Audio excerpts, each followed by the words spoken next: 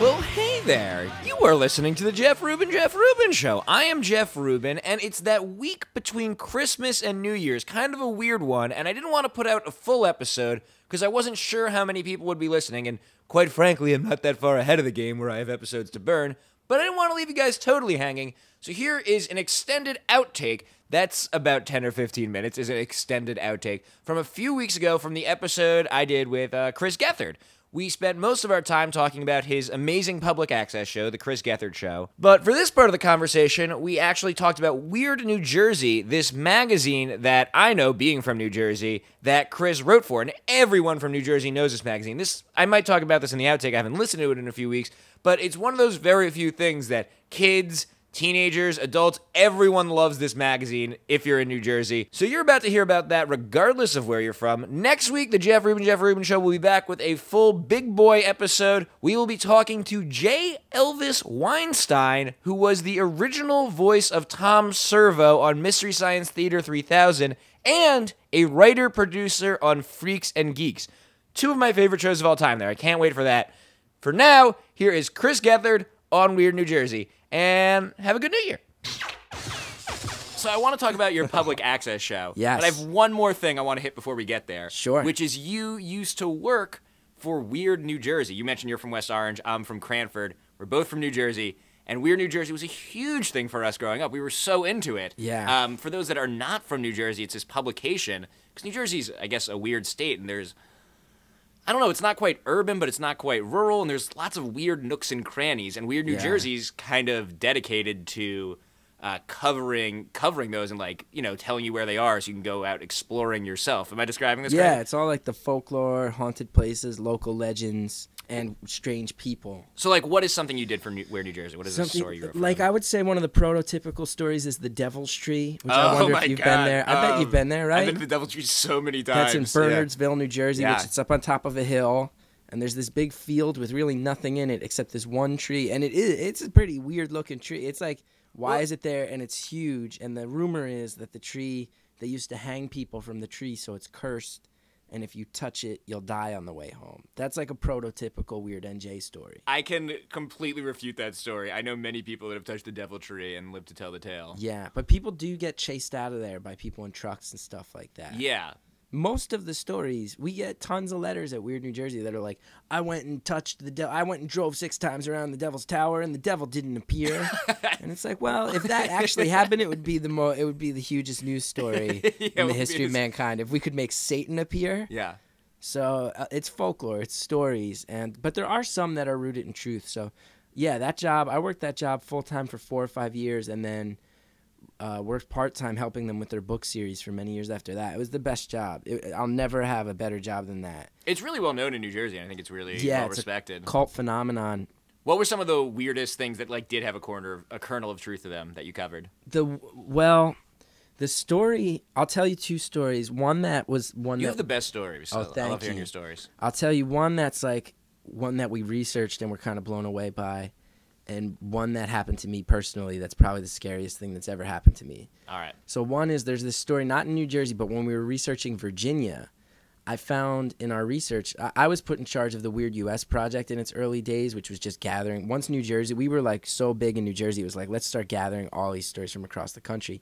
And I found this story in Virginia called the Bunny Man, where there's this desolate road with a bridge, and people say that a guy in a pink bunny suit with a hatchet kills people back there.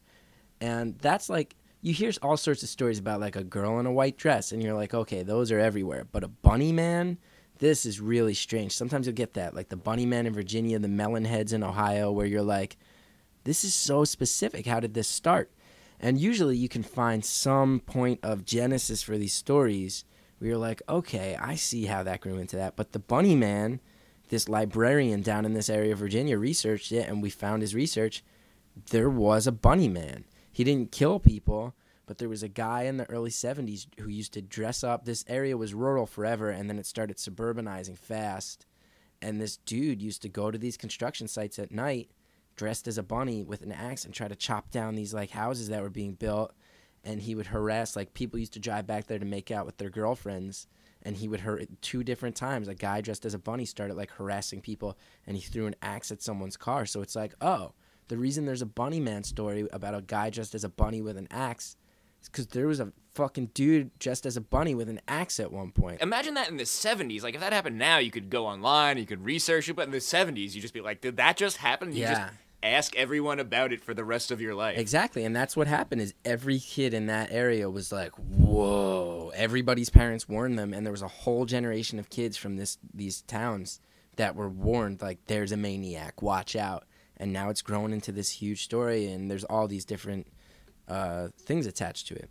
Now, the scariest thing that ever happened to me personally at Weird New Jersey is this. As you can attest to, Weird New Jersey, everybody reads it. Grandmothers read it. Little kids read it. Yeah, my mom likes it too, yeah. Yeah, we get letters from everybody. There's, like, no demographic for Weird New Jersey. And we get letters from all different corners. And we got a letter from some teenage kid that said, there's this place called Buttonwoods. It's in Lincoln Park, New Jersey, back by the river. And there's all these cars buried in a circle vertically. And we were like, okay, that's really strange. We got to go take a picture of that, you know? So my parents live a couple towns away from there. And I used to, you know, like a lot of us Jersey kids do, I would get bored and just, like, drive around. So I knew the area, the general area where they were talking about. I was like, I know where that is. I don't know what they're talking about, and I've never been back there, but I know the neighborhood. I know how to get us in the neighborhood of this thing. So I drove up, me and my boss, and I was the only employee of Weird New Jersey when I worked there. It was me and the two guys who owned it. So me and one of my bosses drove up there, and we're driving back by these swamps. There's all these abandoned houses on the way to this thing because it was the river.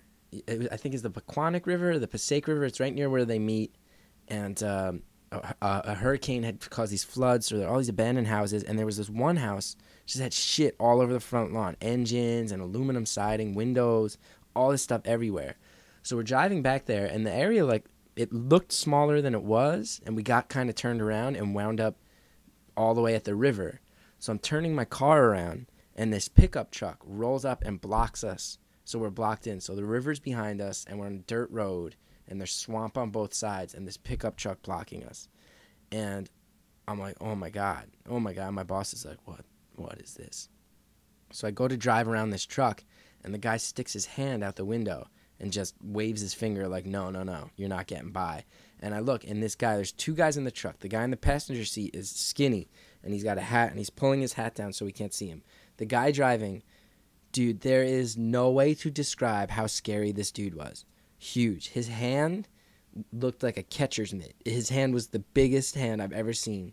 He was really, really, like, big, bulky guy, and he was older, but he had, all of his hair was white, but then he had this lump on his head, and all the hair growing out of the lump was jet black. And he just started screaming at me, and I couldn't understand a word. It honestly sounded, no exaggeration, he was like, yes, Louise, and I was like, whoa, man. We're like, I mean, to give you reference, we're less than 10 minutes from the Willowbrook Mall, one of the most, like, busy, populated areas of New Jersey, and we are in this, like, deliverance situation in the backwoods. I mean, honestly, less than 10 minutes from one of the biggest malls in Jersey, and this guy's harassing us. You're like, excuse me, sir, we're just looking for Satan. Well, dude, not even. I was like, we're lost, we're trying to get directions, this and that. And he's like, you come back here, I know you, man, a little redhead kid. You come back here, you steal stuff from the houses. And I'm like, we didn't steal anything, man. We're not stealing. We're lost. I'm telling you, we got to get out of here, this and that. And he's yelling at me. And at one point, he mentions Jerry Springer. And I'm like, Jerry Springer? You like that show? He's like, yeah. I'm like, I love that show. And he goes, I love that show too, man. I love when the KKK comes on. And I was like, yeah, me too, man. I love that, man. I love when Steve breaks up the fights. He's like, yeah, Steve. And he starts to laugh. He starts to calm down, you know? So I'm thinking we might get out of here. And then the skinny guy leans over and whispers something to the big dude. And the big dude starts laughing. And I'm like, what's up, man? And the guy goes, I'm going to have sex with you now. And I was like, whoa. Yeah. I was like, no, you're not. That's not going to happen. And he goes, yeah, I'm going to pay you $20, and then I'm going to have sex with you. Oh, $20. Yeah, I mean, $20, but still. So I was like, fuck it, and just gunned it. I didn't know, like, there were swamps on both sides of the road, and we didn't know how deep they were. And I was just like, well, because clearly, in my mind, I'm like, okay, he's going to rape me, kill me. He's going to throw me in the river. My body will float away. No one will know who did it. And then he's going to pick up my car, and he's going to bury it vertically with all his other rape trophies. I'm like, that's what those cars were. They were this guy's rape trophies. And I drove out into the swamp, and we kind of like skidded around the truck and managed to get back on the road before my car got stuck. Got out of there. He chased us, and we got to the edge of like this little backwoods neighborhood called Buttonwoods, and he stopped. We kept going. He stopped. And we got out of there, and we published a story. We basically got back to the office. My boss was like, write down what just happened, and we published it. Probably the most letters any article I ever wrote came in about Buttonwoods. We heard from someone who was like, I used to live back there. I liked living by the water, but we moved because that guy killed my dog with his hands. Okay. We heard from a cop. Did you like tell the police about this? Well, we heard from the police. When you said the scariest story, I thought this was gonna be like a deviltry thing where like a ghost was in the car too. Straight up deliverance. This is like a big dude telling you he's gonna rape you. We heard from a cop who said, I once arrested him and we put the handcuffs behind his back and he just flexed and broke them. He was huge. Like he was legit huge. And we heard another kid who said, I went back there, didn't know anything about the neighborhood, was just looking around. He chased us too. We wound up having to go the wrong way on Route 80 to get him to stop following us, which is insane. If you know Route 80, that goes from the George Washington Bridge to San Francisco. It's like a mega highway. To drive the wrong way on it, insanity. Then it died down, and about a year later, we get another letter about the guy. We hadn't heard from him for a while, or about him for a while, and it's from another cop who goes, I'm a cop in Lincoln Park, and we want to let you know the guy, we called him the Beast of Buttonwoods in our article. He goes, the Beast died. And I thought you'd want to know, just for closure on the story, but also you'll probably get a kick out of this. He was a huge fan of Weird New Jersey. Oh, that's He used so to funny. love reading about himself. I was like, oh, my God, man. That's crazy. Everybody in New Jersey reads this magazine, You know even the people we write about. The creepiest part of that story to me is his friend. Like, what is his friend's deal? They were brothers, we found out, from the cops. It turned out they were brothers, man. Because it doesn't sound like someone who makes friends. I guess. Just these two brothers living in a swamp, harassing anyone who comes back there, trying to have sex with them. What is he? The Beast of Buttonwood should replace the Jersey Devil. Is kind of our state ghost. Yes, he's like the real life version of it. That is not. I did not know what I was getting myself into when I asked you the scariest story. That's insane. It was really intense. Best job you ever had, still. Oh, by far. I think you're probably the only person who almost got raped on their quote best job I've ever had. I also got held at gunpoint on that job. There was this home for abandoned, like way up Route 23, North Jersey, up in the mountains. We heard that it was like this home for troubled boys, like problem kids. They used to send them up to the mountains when they were bad in school. And it was abandoned now, so we went to look around, and we were in the basement and had the nightmare scenario of hearing footsteps above us while we're in the basement of this abandoned house. A lot of abandoned houses in Weird New Jersey. Oh, yeah. And then this dude came downstairs with a shotgun and was like, what are you doing in here? And just held us. And he was some local hunter who thought, we had broken in, and he took it upon himself to defend this house. And we had to talk him. My boss had to be like, listen, you can call the cops on us. We'll get trespassing tickets. But get the fucking gun out of our faces. Like, we had to have a showdown with a guy with a gun. Great job. How did you talk the gun down? Because I think the guy realized, like, my boss was very accurately like, you are breaking more laws pointing a gun at us than we are breaking trespassing in this house. Put the gun down. And then the guy didn't even call the cops because I think he realized, like, you can't shove a gun in someone's face. You can't just do that. What are you doing, man? You don't even own this property. Do you have a favorite Weird New Jersey spot?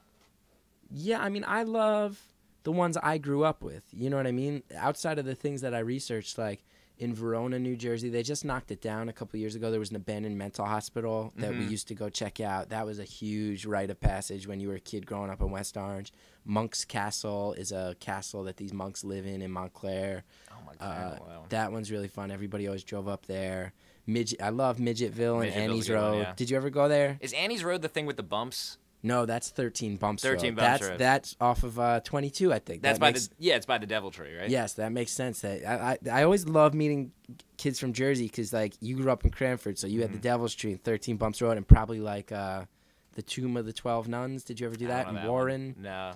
There's a lot of stuff. You know in what I that know area. is the girl that's buried behind the movie theater by Rutgers yeah, that used to be the dirt mall for Mallrats. I used to work at that movie theater. It's by Rutgers. Yeah. Did you go to Rutgers? I went to Rutgers, worked at that movie theater for one of the saddest summers of my life. Saddest summer. But there's I don't know. I guess it was that movie theater used to be the Dirt Mall in Mallrats with a three-nippled fortune teller. Yes. And then at some point it became like, a Sony multiplex. And for some reason there's still just a grave in the back. I guess there was a woman who owned that property who died way back, hundreds of years ago. I guess the people who originally owned the property, and their family, when they sold it, wrote into the deed, "You can never knock down this grave." And the grave is like it's elevated. It's this elevated like marble structure. So all the owners, it's written into the laws for hundreds of years. Whoever owns this property cannot demolish this grave. So yeah, you park your car to go see a movie next to a grave.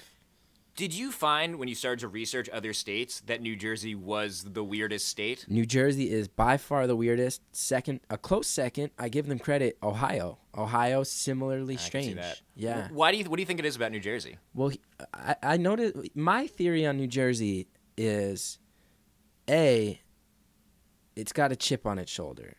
And B, it's constantly like the suburbs just sort of creep into these areas. Like people from New York and Philly, when you were a New Yorker back in like J.P. Morgan's day, you moved to Montclair, New Jersey, you were living in the country.